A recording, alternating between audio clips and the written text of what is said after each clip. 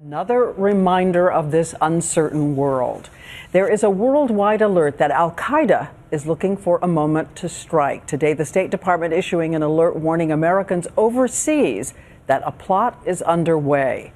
But are there specific targets, and what should Americans do? ABC's Chief Global Affairs Correspondent Martha Raddatz tracking all the latest developments for us tonight. Martha. Diane, today's global travel alert comes as the State Department is preparing to shut down more than 20 embassies and consulates, the most to be closed since 9/11. A terrible reminder for Americans that we are still major targets. The worldwide warning is alarming and unusually broad. It covers travel for Americans across the globe and cautions travelers to be especially wary of tourist sites and public transportation.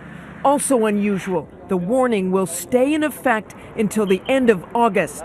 Terrorists, the bulletin says, may use a variety of means and weapons and target both official and private interests. We spoke today exclusively to the chairman of the Joint Chiefs for ABC's This Week. It is an Al-Qaeda, an affiliated threat, yeah. So it is of the Al-Qaeda branch. Is the threat to blow up an embassy, a consulate, or something else? That part of it is unspecified, but the intent seems clear.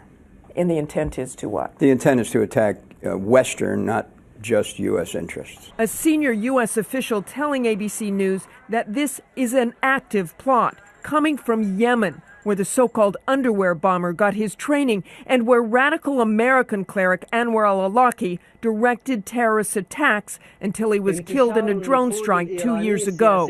But there is a new boss now, Nasser al-Wahashi, now the coordinator of worldwide attack planning.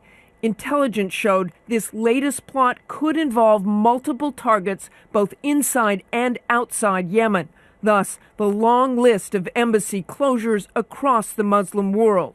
This after billions of dollars in security measures that can stop a truck and protect from blast.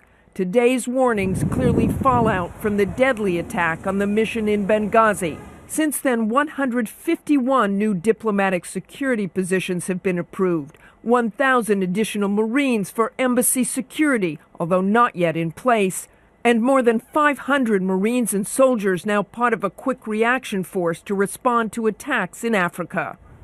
Tonight, officials are hoping that closing down these facilities and improving security in the region will avert an attack. But Diane, there is no certainty that will work. Martha, what does the Defense Department advise families who already have friends and family members traveling? Well, I think, frankly, you just have to be extra vigilant in public, steer clear of local events like demonstrations. And there's also something called Smart Traveler Enrollment, where you sign up to get emails and texts about security advisories. There's actually an app you can get for your smartphone. Advising you of additional details as they develop, right? Exactly what it does. All right, Martha Raddatz, who will be standing sentry on all of this for us throughout this night. Thank you, Martha.